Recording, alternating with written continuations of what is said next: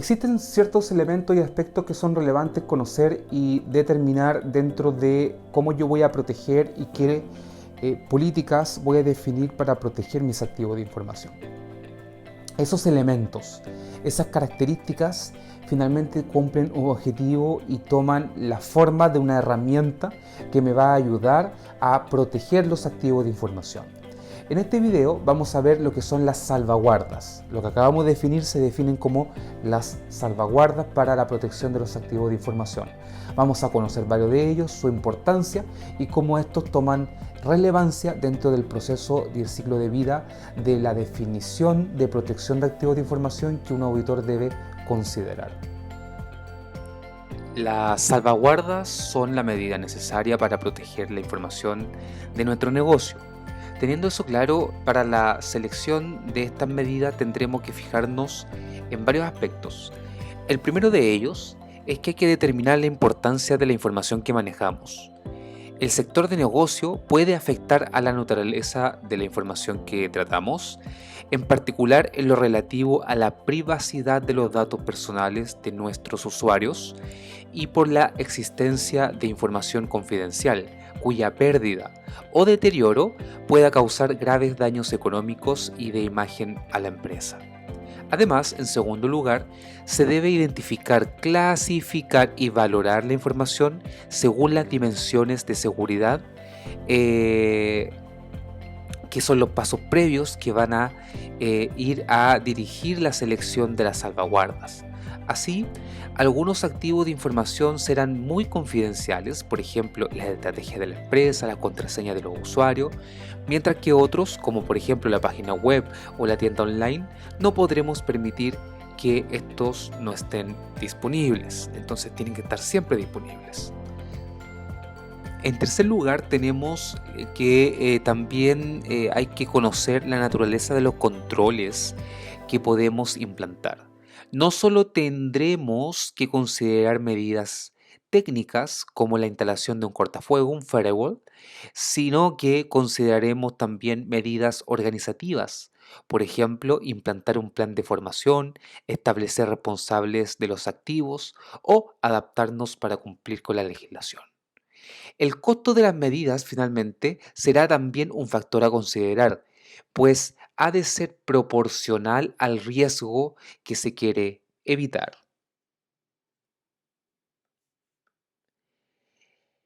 La importancia de la información que manejamos será en gran medida relativa a nuestro sector de negocio. Entonces, en base a eso podemos considerar lo siguiente. Primero, el ámbito sanitario, que son cuatro áreas muy grandes que la cual podemos hacer caber nuestro negocio. En el ámbito sanitario se maneja un gran volumen de información personal de pacientes, a la que se debe aplicar todas las medidas de seguridad para evitar que se pierda, modifique o acceda a ella sin autorización. Además, suele ser necesario llevar un registro de los accesos y modificaciones. En el sector financiero se maneja información confidencial tanto de clientes como de operaciones financieras de compra y venta de activos cuya difusión puede suponer una importante pérdida económica o un perjuicio para nuestros clientes.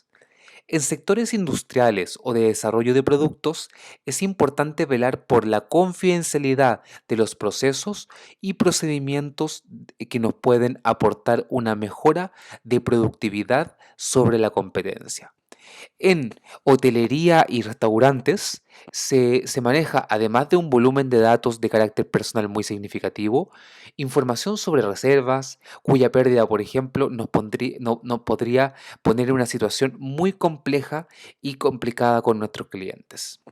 En ese sentido, las legislaciones sobre protección de datos de carácter personal define datos personales como toda información sobre una persona física identificada o identificable. En este caso podemos decir que es el interesado sobre la información. Una persona es identificable si puede determinarse su identidad directa o indirectamente. Esta legislación exige la protección de la seguridad de los datos de carácter personal ante posibles riesgos que afecten a la privacidad de las personas, por ejemplo, acceso no autorizado, uso ilegítimo, modificaciones no autorizadas, discriminación por perfilado o pérdida de datos. Existen categorías especiales de datos, los denominados datos sensibles que exigen una protección reforzada y que están sujetos a un régimen jurídico especial.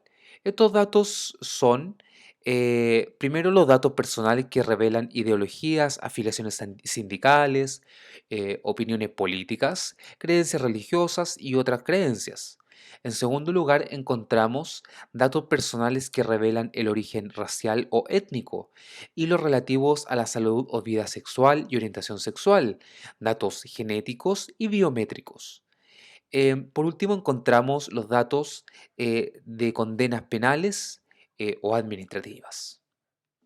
Es importante mencionar que las legislaciones internacionales de protección de datos de carácter personal se basan en un enfoque de riesgos y en la responsabilidad proactiva de las empresas. Esto implica que se han de aplicar las medidas técnicas y organizativas adecuadas y necesarias para garantizar los derechos y la privacidad de las personas cuyos datos personales se traten o se almacenen, en base a un análisis de riesgo y para poder demostrar cualquier tratamiento efectuado. Existen consideraciones previas donde es importante que en primer lugar revisemos qué información estamos tratando, base de datos, archivos, aplicaciones, programas, entre otros. Y luego seleccionemos la más crítica, la que está sujeta a la ley, la que si nos faltara por su confidencialidad o si se corrompiera, paralizaría nuestra actividad de empresa y nos acarrearía pérdidas de imagen o económicas. Estas clasificaciones de información podemos establecer varios niveles en función de su importancia para la empresa. Siempre es importante mencionar dentro de este aspecto de que este es un ejemplo orientativo de cómo clasificar la información. Por ejemplo, tenemos categorías de confidencialidad interna y pública que tiene asociado clasificación, riesgos y costos. En el caso de la confidencialidad, la información especialmente sensible para la organización, tenemos su acceso, tiene que estar restringido únicamente a la dirección y a aquellos empleados que necesiten conocerla para desempeñar sus labores y funciones. También tenemos datos de carácter personal, en particular los de categorías especiales. Tenemos lo que es interno, información propia de la empresa accesible para todos los empleados, por ejemplo, la política de seguridad de la compañía, el directorio de personal, los números telefónicos, intranet corporativa. Y en el caso de lo público tenemos que cualquier material de la empresa sin restricciones de difusión, por ejemplo, la información publicada en la página web o tratamientos comerciales. Em, Algunos aspectos importantes que debemos tener en cuenta nosotros es el punto de que una vez hayamos clasificado y valorado la criticidad de la información, debemos determinar su riesgo, ¿ok? Para así enfocar las medidas y a evitar y subsanar. Así serán diferentes las medidas para evitar riesgos de fuga de información de las necesarias para evitar que sea alterada por personas no autorizadas. En este punto se puede realizar un análisis de riesgos, como lo indica distintas normativas sobre gestión de riesgos, donde un auditor ya debe conocer muchas de ellas habiendo pasado por cursos de auditoría. Este análisis permite valorar el costo de los posibles incidentes de seguridad que afecten a la información y priorizar las medidas que se tomen para evitarlos. Este análisis de riesgos será necesario si se tratan datos de carácter personal, pues Es esencial para determinar las medidas técnicas y organizativas necesarias para proteger la privacidad. Otro aspecto importante a considerar en la selección e implantación de controles es su tipología o naturaleza. Esta puede ser técnica, organizativa o física. Cuando hablamos de la técnica, estamos hablando de medidas de carácter tecnológico dentro del ámbito de la seguridad. Son medidas técnicas, por ejemplo, los antivirus, los cortafuegos, sistemas de copia de seguridad.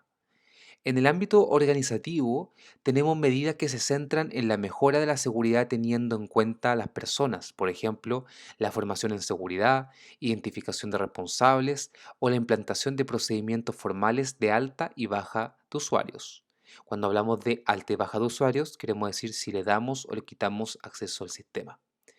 En el caso de la física, son medidas físicas para proteger nuestra organización, como por ejemplo acondicionar adecuadamente la sala de servidores frente a riesgos de incendio, inundaciones o accesos no autorizados.